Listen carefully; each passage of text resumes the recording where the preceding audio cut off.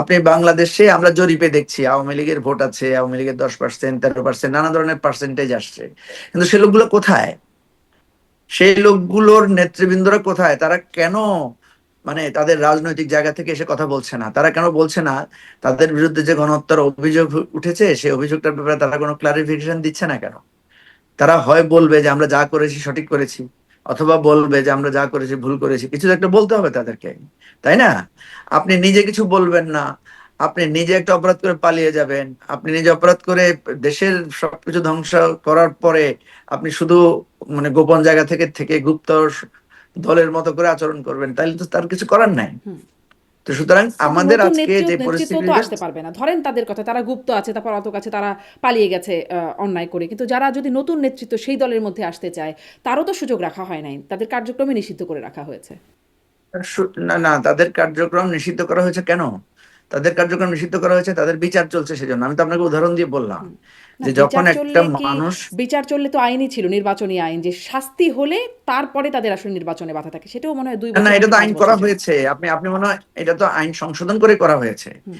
আইনটাকে সংশোধন করেই বলা হয়েছে যে একটা এ ধরনের মানবতা বিরোধী অপরাধের জন্য যারা অপরাধী, যাদের বিরুদ্ধে তদন্ত চলবে, তাদের দলটাকে কার্যক্রম নিষিদ্ধ করার ক্ষমতা এই ট্রাইব্যুনালকে দেয়া হয়েছে, সে কারণে তো করা হয়েছে।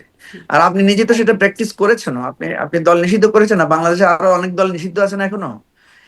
মানে একটা সন্ত্রাসবাদী দল, জি। তার মানে পৃথিবীতে এখন যেহেতু যতগুলো তাদের কর্মকাণ্ড সন্ত্রাসবাদী নিষিদ্ধ, দল তাদের নিষিদ্ধ হয়েছে, ভোটারদের ভোট আমলে না নিলেও চলবে।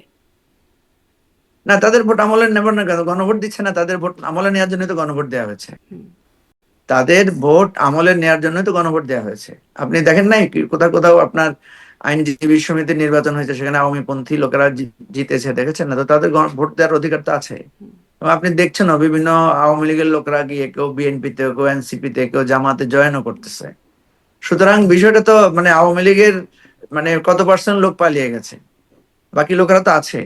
তো থাকার পরেও তারা তাদের রাজনৈতিক কর্মকাণ্ড কার্যক্রম পরিচালনা করছে না কেন? হ্যাঁ, করছে না তারা কারণ তো করা কোর্টে গিয়ে নিষিদ্ধ, এখনো কেউ, করলে আইনি ব্যবস্থা হ্যাঁ হবে। নিষিদ্ধকে নিষিদ্ধকে নিষিদ্ধকে চ্যালেঞ্জ করেছে কেউ কোর্টে গিয়ে। আপনি করেন না কেন? আপনি একটা চ্যালেঞ্জ করেন, বা আরেকজনকে বলেন, আওয়ামী লীগের আপনার যারা পরিচিত আছে তাদেরকে বলেন যে আদালতে গিয়ে এটাকে চ্যালেঞ্জ করো। আদালতে নাকি এখন করেছে ভয় কেউ? পায়, হবে আইনজীবীরা বলেন সেই কথা, একদম ব্যারিস্টার তা সারা হোসেন আপনি থেকে তো শুরু ভয় করে। পাবেনই। হ্যাঁ। আরে আপনি তো ভয় না না, পাবেনই, ব্যারিস্টার আপনি সারা হোসেন মানুষকে বলছেন এই মেরেছেন, কথাটা। গুম করেছেন। না না, ব্যারিস্টার সারা হোসেন সেদিন আমি তো বসলাম একসাথে, মিটিং হ্যাঁ তো হ্যাঁ, আপনিও করলাম। ছিলেন। হুম। ঠিক আছে? তো কথা হচ্ছে যে আপনি তো ভয় পাবেনই। আপনি যখন অন্যায় করেন আপনি ভয় পাবেন না?